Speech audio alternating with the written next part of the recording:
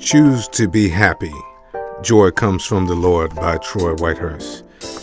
Copyright reserved for 2024. Dedication. This book is dedicated to everyone that I've ever encountered in life.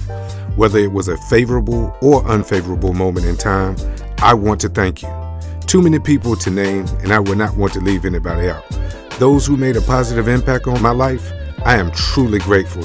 And for those negative impacts, I'm also grateful because what the enemy meant for evil, God means for good. What is happening right now, the saving of many lives. The foreword is by Herbert Harris, author of the 12 Universal Laws of Success. I have known Troy Whitehurst since shortly after he finished college. He was one of those young men who impressed older people because he was level-headed and seemed clear about what he wanted to do with his life. As a budding filmmaker, Troy created impressive work that had great potential.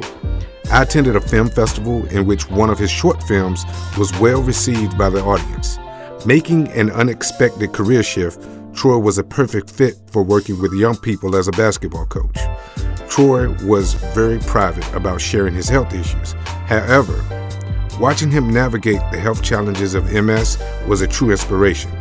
His positive attitude and commitment to not let the disease define him is a powerful demonstration of spiritual connection and the mind's ability to heal the body. His discipline and dedication to understanding and overcoming his health challenge makes Troy the perfect person to write a book entitled Choose to be Happy. Older church folks often said, you can't have a testimony until you have a test. Troy's commitment to finding a cure when the doctor says there is no cure is a testament to his belief in God and faith in himself to find a way. When I interviewed Troy for a segment in our new book, Life Lessons for Your Success, I was impressed with the power of his healing story and the positive attitude in which he shared.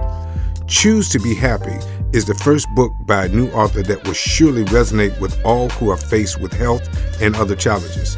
This insightful book shows the power of prayer, choice, and discipline to make the impossible possible.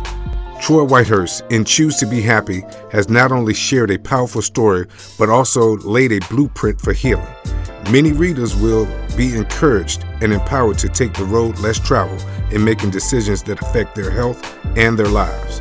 Dr. Herbert Harris, CEO of Life Skills Institute Incorporated, author of the 12 Universal Laws of Success and Life Lessons for Your Success. Choose to be Happy Introduction. This book was born from the time I spent in Lehigh Senior High in Lehigh Acres, Florida. The closest city people may know is Fort Myers. This time period in my life was monumental. Looking back on it now, this was God's way of processing me. It's interesting because we all get processed in one way or another, and it doesn't feel good. We're in a time period where we want everything instantly, from fast food to the perfect relationship, even finances. Ask yourself, how do you respond when you have to wait on something? Then, when you get it, was it worth the wait? God's word says that those who wait on the Lord shall renew their strength. That is a promise, and his word never comes back void. During this season of my life, I felt like God was really opening a door for me, but it was filled with delays that forced me to wait. This journey down to Fort Myers area was full of twists and turns that was life-changing. How I got the job in the first place was amazing. I remember being at an AVID training, and I entered this huge room for one of the sessions. I asked God, where should I sit? And the response was, what would I tell my students? We always talked about slant in AVID, which means I had to sit up front, so I did. At this table was a group of educators from the Lee County School District and several from Lehigh. Everyone went around and introduced themselves, and there I was, engaged in conversation with the principal of the school. She went on to tell me one of the teachers at the table was leaving and that she had an opening if I ever wanted to move to Florida. At the time, I had no intentions of doing that. I had on my basketball coaching jacket, and she asked if I coached. And she said that the girls' basketball coach was taking an admin position and wouldn't be able to coach, so I could do that as well. she piqued my interest. In my mind, I was thinking that this can't be real. It sounds too good to be true. The unique thing was my sister was graduating from Bethune-Cookman in Daytona 3 weeks later. So 3 weeks after this meeting, I was going to Florida anyway. My wife and I decided to go down a day early to check out the school.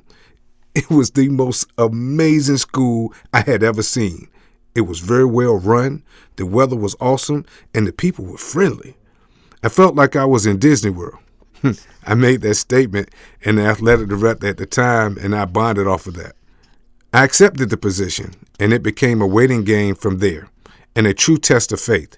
I remember having my paperwork in, and the process needed to be completed by July 16th, which was exactly 30 days that was needed to give my current school district notice I would not be returning.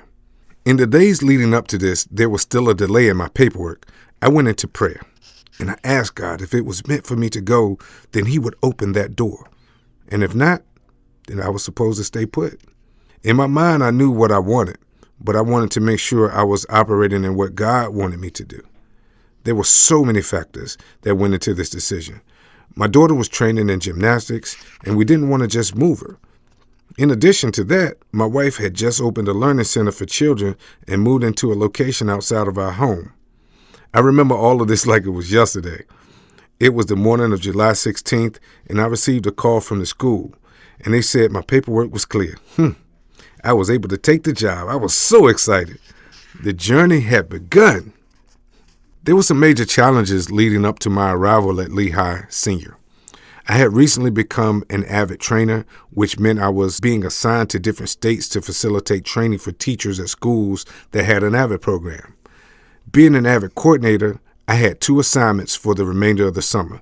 The first one was in Denver, Colorado, and I had to leave on the 19th of July. From Denver, I had to go to Philadelphia. These assignments kept me on the road for 2 weeks after I received confirmation of my new role at Lehigh. The major challenge was that I never looked for a place to stay because my new assignment awaited me. I needed to be at the orientation on August 6th, then turn around and be at my oldest sister's wedding on August 8th in Virginia, only to have to be back in Fort Myers for work on August 10th. I had traveled so much in these weeks that I felt like I really lived out of a suitcase. I figured once I arrived in Fort Myers, I could stay in a hotel for a few days and find an apartment soon. That didn't happen. I knew that God had sent me to this place for a reason, though. However, I had no idea of the challenges that I would face. Have you ever had a word from God and you stepped out on faith, but it seemed like you didn't make a good decision because of all the adversity? I think about the story of Peter and the disciples as God commanded them to get in the boat and meet him on the other side, only to encounter rough winds and a storm. They could have easily turned around, but they had a word from God to keep going. I want to encourage you to keep going in the midst of adversity that you face. It was in that time period that Peter saw Jesus, and he decided to make an attempt to walk on water. He was successful for a moment until he took his focus off Jesus and put his focus on what was going on around him. Even though he began to sink, Jesus was still close enough to catch him and not have any harm come to him. The moral of the story is, when you're stepping out on faith, don't take your focus off God. I stayed in a lot of hotels, eating breakfast and utilizing basic survival skills to maintain. I was beginning to stress. Here I am in a foreign city, away from my family, and I don't have a place to live. Teachers don't get paid over the summer, so now it was becoming a financial struggle as well to maintain a daily lifestyle. As school began, I had to build rapport with my students. Every day I would come in and I would say, regardless of what is going on in your life and what current situation looks like, choose to be happy. It became a mantra for the class. As I was encouraging my students, I was encouraging myself. They had no idea what was going on in my personal life. I remember not having money to get something to eat, and I saw a billboard that said free breakfast for a hotel. I was thinking to myself, it didn't say I had to stay, So I dropped on in. I would come to the class with coffee from the hotel, but the kids didn't really take notice of it. I really connected with some of my classes and others not so much. The senior group was a challenge because they had the same teacher for 3 years, and then here comes this new guy from North Carolina. I was able to establish some good relationships. However, there was a group collectively connected. There was a bond that I had with these 11th graders that year, and it really changed my life forever. I will never forget that group. They reminded me so much of my students back at Vance High School in North Carolina, now known as Julius L. Chambers High School. I had that same type of connection with them. We became a family over the course of a school year. The basketball team was amazing as well.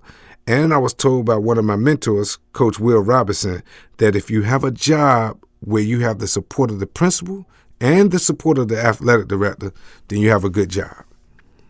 The principal, Jackie Corey, and the AD, Matthew Booth, were both amazingly supportive and made the transition to Lehigh a great experience. The challenging part of it all was that I had to do this with my family still living in North Carolina. The next few months were life-changing for me. As we all began to settle in with each other, that's when I began losing feeling on the left side of my body. I felt stuck. I had never been sick before like this. I went to see doctor after doctor, and no one could tell me what was happening in my body.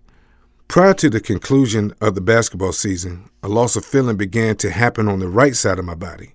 I began to get worried. During this process, I missed over 40 days of work. Eventually, I went back to North Carolina, and I went to see a neurologist in Winston-Salem.